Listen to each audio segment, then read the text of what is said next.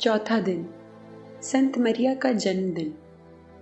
मैं जन्म से ही तुझे अर्पित किया गया, माता के गर्भ से ही तू मेरा रक्षक है। संपूर्ण संसार में पाप के घने बादल छाए हुए थे। अनेक व्यक्ति अंधकार में बैठे हुए थे।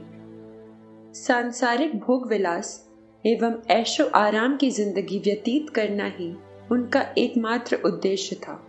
यहूदी जाति का इतिहास अंधकार के गर्त से आरंभ होकर राजा दाऊद और सोलोमन के काल में वैभव और गरिमा की पराकाष्ठा पर पहुंचा। इस काल में उसका अहंकार बढ़ गया एवं आंतरिक कलह आरंभ हो गया। उन्हें वर्षों तक गुलामी सहनी पड़ी। उन्हें स्वदेश छोड़कर विदेश में प्रवास करने पर बाध्य होना पड़ा। उन्हें ग्रीस, फारस तथा रोमी साम्राज्य के अधीन गुलामी सहनी पड़ी।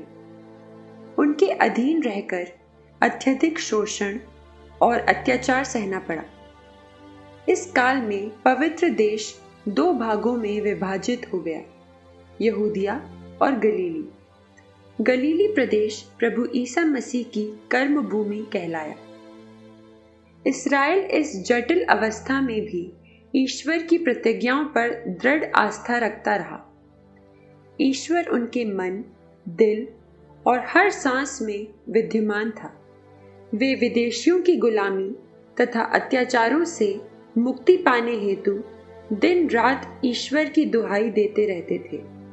उन्हें पूर्ण विश्वास था कि उनके देश का चाहे पूर्ण पतन भी क्यों न हो जाए, एक दिन मुक्तिदाता आकर उनका उद्धार अवश्य करेगा। वे मुक्तिदाता के आगमन के लिए तरस रहे थे। पवित्र देश के गलील प्रदेश में नाजरेत नाम का एक छोटा सा गांव है। वहां की जलवायु सुखद एवं मन भावन है। जनजीवन शांत और सुखी था। लोग खेती बाड़ी, कारीगरी एवं भेड़ बकरियां पालकर जीवन यापन करते थे। इसी गांव में जोआकिम और अन्ना नामक वृद्ध दंपत्ति निवास करते थे। स्वभाव से वे दोनों बड़े ही संत प्रवृत्ति के थे। उनके हृदय में न तो रोमी सम्राट से घृणा थी और न हेरोद से भय। प्रतिदिन प्रातः प्रार्थना, भजन आदि गाकर अपनी दिनचर्या आरंभ करते थे। ठीक समय और अवसर पर सभागृह में प्रार्थना करना, धर्म ग्रंथ का पाठ सुनना, संहिता की शिक्षा ध्यान में रखना वे अपना कर्तव्य समझते थे। वे दाऊद वंश के थे। वे निसंतान थे। वृद्धावस्था में ईश्वर ने उनकी प्रार्थना सुनी। नगर में चर्चा होने लगी कि अन्ना गर्भवती है। रब्बी जोआकिम भाग्यशाली है।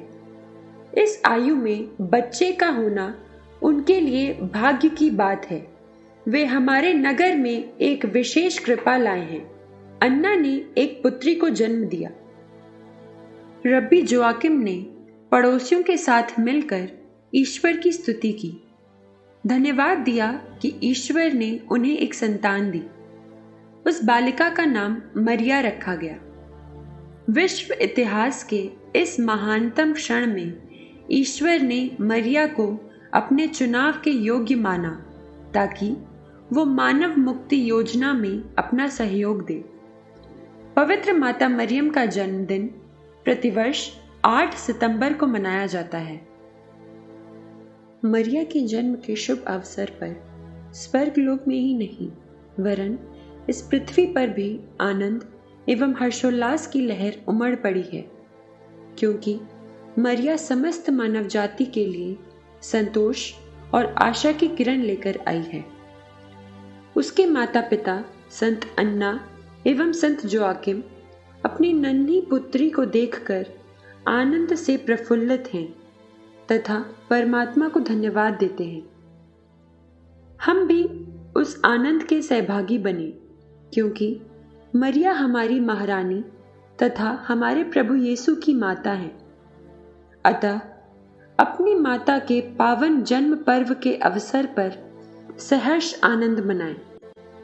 इस अवसर पर शैतान भयभीत हो कांपने लगा है, क्योंकि उसका सिर कुचलने हेतु एक स्त्री ने जन्म लिया है। मरिया के बालकों, शैतान से नहीं डरो, क्योंकि शक्तिशाली स्वर्गीय माता सदैव हमारे साथ रहकर हमारी रक्षा करेगी। दृष्टांत। बालक यीशु की संत तेरेसा का जन्म 1873 ईस्वी में फ्रांस देश के एक धार्मिक परिवार में हुआ था। उसका नाम मेरी फ्रांकोइस तेरेसा मार्टिन था। उसके परिवार की 5 बहनों ने ब्रह्मचर्य व्रत धारण कर लिया था।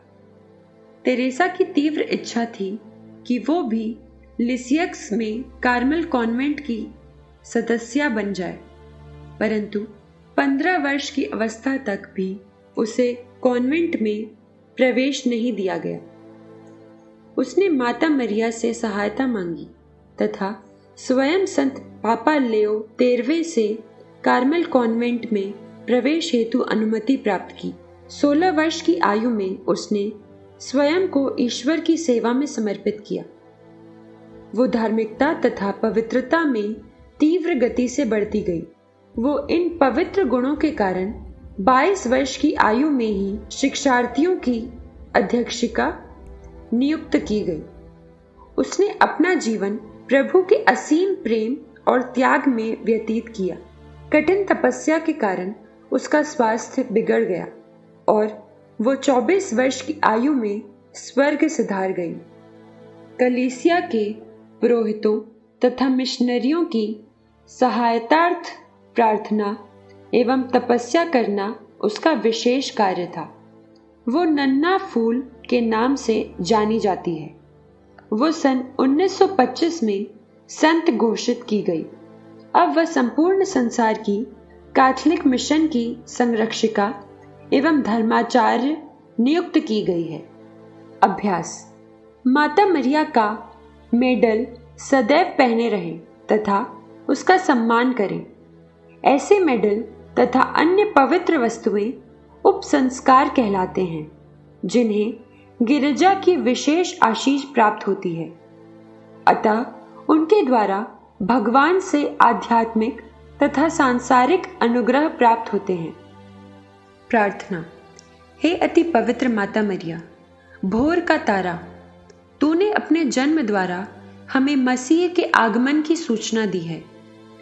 उसी कृपा की किरण से हमारी आत्माओं को प्रज्वलित कर, जिससे हम इस ज्योति में चलते हुए अन्य लोगों के समक्ष आदर्श जीवन प्रस्तुत कर सकें और इस जीवन के पश्चात स्वर्ग धाम में प्रवेश करने के योग्य बन सकें। आमीन।